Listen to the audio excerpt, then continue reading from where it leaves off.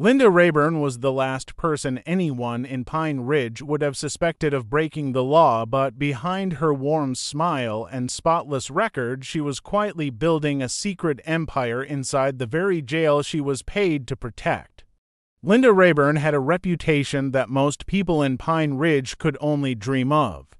She was dependable, friendly, and seemed to know everyone by name. At the county jail, she wasn't just another employee, she was the person others went to when something needed to get done. She'd started there nearly a decade earlier, back when she was just looking for steady work to support her family. Over the years, she climbed her way up to managing inmate records, property storage, and daily reports. It wasn't glamorous work, but Linda took pride in being the glue that held everything together.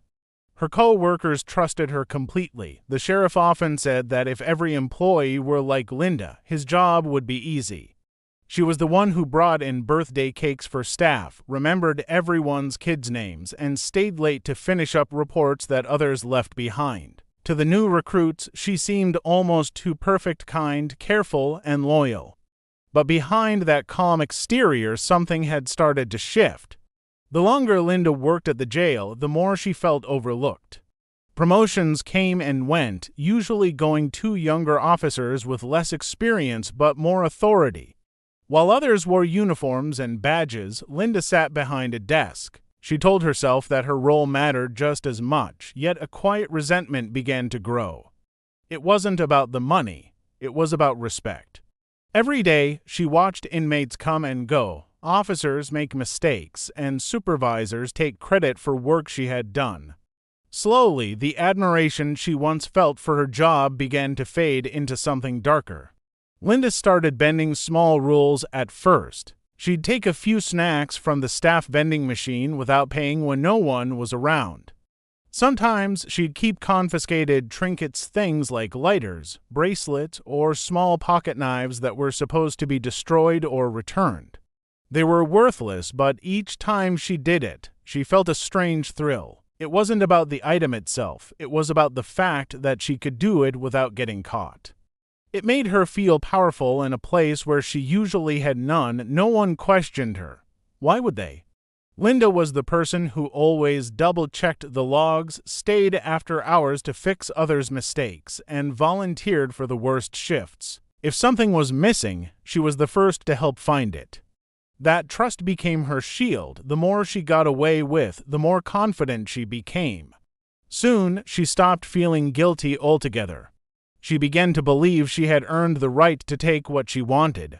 In her mind, she wasn't doing anything wrong. The system owed her, the county never appreciated her years of service, and her paycheck barely covered her bills.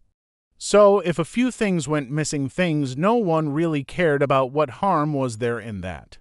She convinced herself it was fair compensation, a quiet reward for her loyalty. By the time anyone noticed her growing arrogance, it was already too late. Linda Rayburn wasn't just a trusted employee anymore. She had started to believe she was untouchable, someone who understood the rules well enough to bend them without consequence. What had begun as harmless shortcuts was slowly turning into a dangerous game, one that would soon spiral far beyond her control. It began with something small, something most people wouldn't even notice. One morning, an officer discovered that a sealed evidence bag from a recent arrest wasn't where it was supposed to be. It contained only a small packet of meth and a broken phone, but the paperwork was clear. It had been logged, stored, and signed off. Now it was gone. The officer reported it, assuming it was just a clerical error, but when a second item disappeared the following week, people started paying attention. Inside the Pine Ridge County Jail, rumors spread fast. Some blamed sloppy record keeping, while others whispered about theft. The jail wasn't a big operation, and everyone knew each other. The idea that someone on staff could be stealing from the evidence locker made people uneasy. Still, no one dared point fingers. It was easier to believe that the system was flawed than to suspect a co-worker. Linda watched the quiet tension build around her, and she hid her satisfaction well. She knew exactly what was happening, but her calm presence made her the last person anyone would suspect. She volunteered to help recheck the logs, printing new spreadsheets and highlighting inconsistencies that made it look like the problem was buried somewhere in the paperwork. She even suggested a few procedural changes that conveniently shifted attention away from her own access. Every move she made built her image as the helpful employee trying to fix things. The irony wasn't lost on her. She'd sit at her desk, listening to officers debate about missing property while the stolen items sat in a hidden box beneath her filing cabinet. It gave her a sense of control she'd never felt before. What started as a game was quickly becoming an obsession. Linda didn't steal every day. She was careful, choosing only moments when no one else was around: late nights, early mornings, or during shift changes. Her method was simple. She would update an inmate's property record, quietly removing an item from the list, then take the item herself and store it away. Sometimes she'd even log it as discarded. To anyone checking, it looked legitimate. Her confidence grew after every success. She began to think she was smarter than the rest, that she understood how to manipulate the system better than those who ran it. What no one else realized was that the missing evidence wasn't random, it followed a pattern.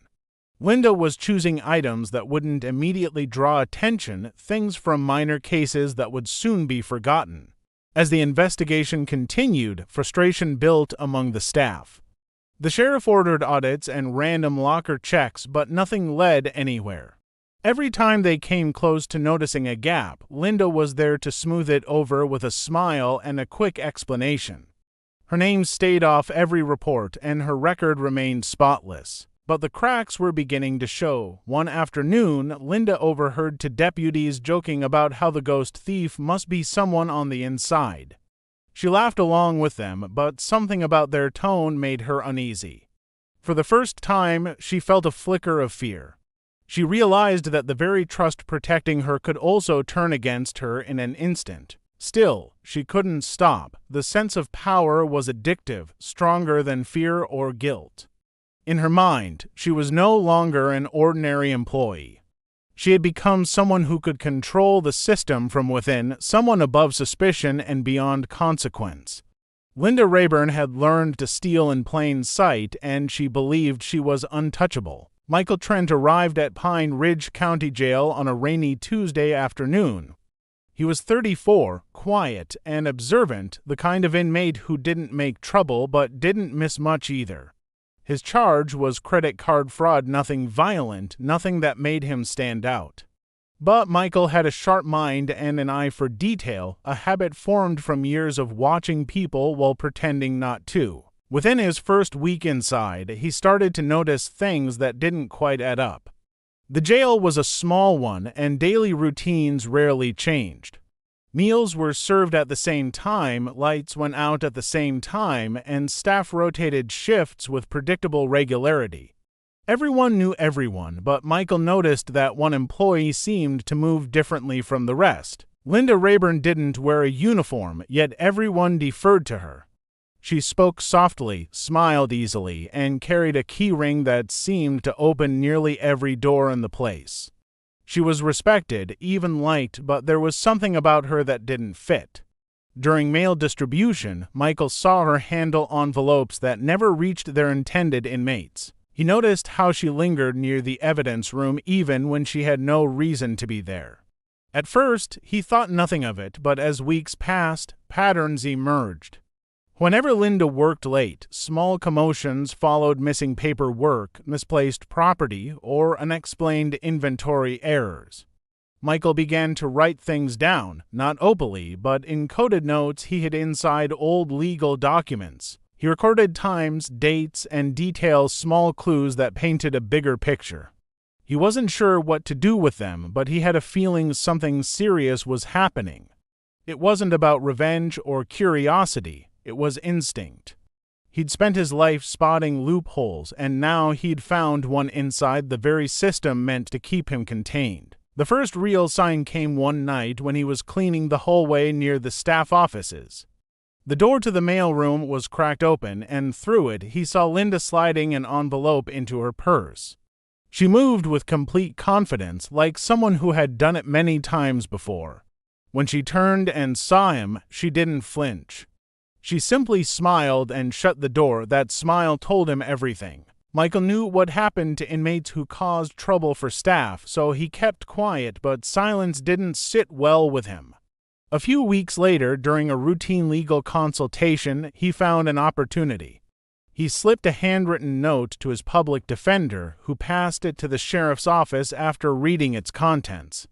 The note was brief but clear. Your employee Linda is stealing from you. Investigators didn't ignore the warning, though they were skeptical.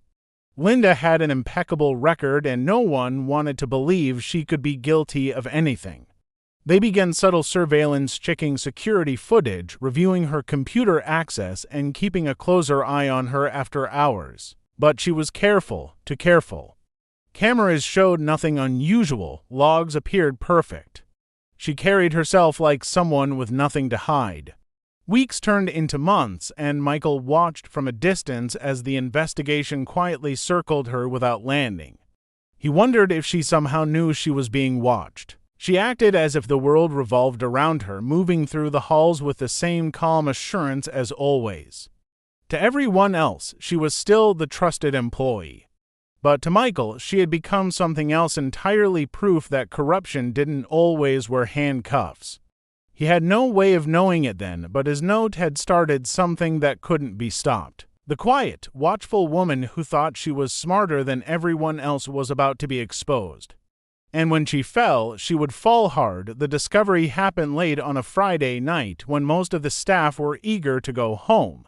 A young corrections officer named Drew Hollis was making his final rounds when he heard a faint sound coming from the old storage wing of the jail. It was a part of the building that hadn't been used in years, a narrow hallway filled with dusty boxes, broken furniture, and forgotten supplies.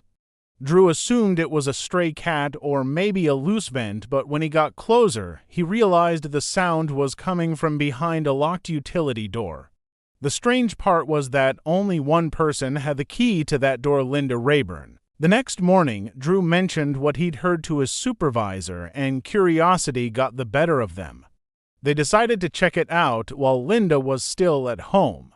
After forcing the door open, they expected to find cleaning supplies or storage materials. Instead, what they saw left them speechless. The small room was neatly arranged with metal shelves, each one stacked with boxes labeled in Linda's careful handwriting. Inside the boxes were confiscated phones, watches, jewelry, and sealed evidence bags that should have been logged into official storage. Everything was organized as if she had been keeping her own secret archive. It didn't make sense. Why would she have all of this hidden away? Some items had been reported missing years ago, while others had vanished only weeks earlier. The discovery sent shockwaves through the staff. The sheriff was called in immediately, and within hours the room was photographed, cataloged, and sealed off. The investigation that had stalled for months suddenly had a breakthrough. All the missing evidence led back to one person, the trusted employee who had been helping to look for it. When Linda arrived at work later that day, she found the sheriff waiting for her. Her expression didn't change.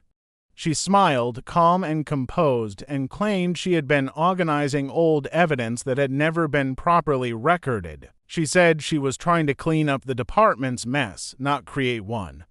Her explanation sounded convincing enough to some, but the investigators weren't satisfied. They decided to search her home, and that was when everything unraveled. Behind a false panel in her bedroom closet, they found cash wrapped in plastic, more inmate property, and envelopes stamped as official evidence. Some of the items still had case numbers attached. There was no denying what she had done. The woman everyone trusted had been running her own hidden operation right under their noses. As news spread through the small town, disbelief turned to anger. Staff who had once defended her now felt betrayed. She had fooled them all: her friends, her supervisors, even the inmates who had respected her fairness. What shocked everyone most was how organized she had been. There was nothing random about her theft. Every item had been documented, hidden, and planned. It was as if she believed she was preserving her own version of justice, deciding for herself what should be kept and what should be taken. When confronted with the evidence, Linda didn't panic. She didn't cry or deny it outright. Instead, she sat silently, as if the world around her no longer mattered. The woman who once represented stability and trust had turned the system into her playground. For years, she'd been building her secret empire in the shadows of the very place meant to uphold the law. The hidden room in the old storage wing was more than a collection of stolen goods. It was a monument to her arrogance, a quiet shrine to her belief that she could outsmart everyone and never be caught. The courtroom was packed on the day of Linda Rayburn's trial. Reporters filled the benches, locals crowded the hallways, and the air buzzed with disbelief. For years, she had been the face of reliability, the friendly woman behind the desk who remembered birthdays and brought extra coffee for her co-workers. Now, she sat at the defendant's table wearing the same calm expression that had once earned her everyone's trust. The contrast between who she had been and who she was now felt almost unreal to the people watching. The prosecution presented a simple but devastating case. Every piece of evidence told the same story: a trusted employee who had used her position to steal and conceal property for years. They showed photos of the hidden room, the boxes neatly labeled with her handwriting, and the items found behind the wall in her closet. There were forged signatures, missing reports, and altered inventory logs, all pointing to one person. Each detail stripped away another layer of the image she had built. The defense tried to argue that Linda had been misunderstood. They claimed she had only been trying to reorganize misplaced evidence, that she was a victim of a disorganized system and overzealous investigators. But the evidence was overwhelming. Her co-workers testified reluctantly, each of them describing how she had been trusted beyond question. Their disappointment was heavy in the air. When it was Linda's turn to speak, she didn't ask for forgiveness.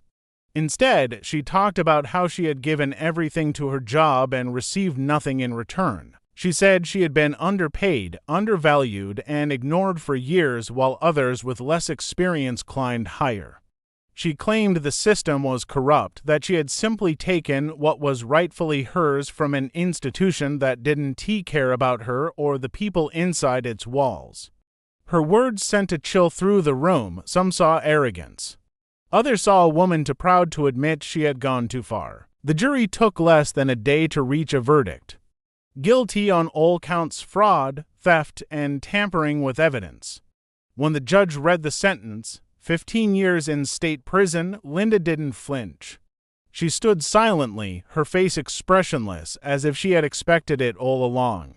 There were no tears, no visible anger, only the same quiet confidence that had once made her so trusted. It was as though she still believed she had been smarter than everyone else, even as she was led away in handcuffs. News of the case spread far beyond Pine Ridge. People who had never met her debated her motives online. Some called her greedy, others said she was driven by resentment. But in Pine Ridge, the story felt deeply personal. The town had lost its sense of security. If someone like Linda could betray them, anyone could. The sheriff's department underwent a complete overhaul with new systems, stricter audits, and mandatory staff training on ethics and accountability. Her case became a lesson that no one, no matter how trusted, was above the rules. In the end, Linda Rayburn was sent to a facility not far from the jail where she once worked. The irony was impossible to ignore. The same walls that had once protected her authority now surrounded her as a prisoner. Staff who remembered her spoke about how strange it felt to see her in an orange jumpsuit, silent and withdrawn.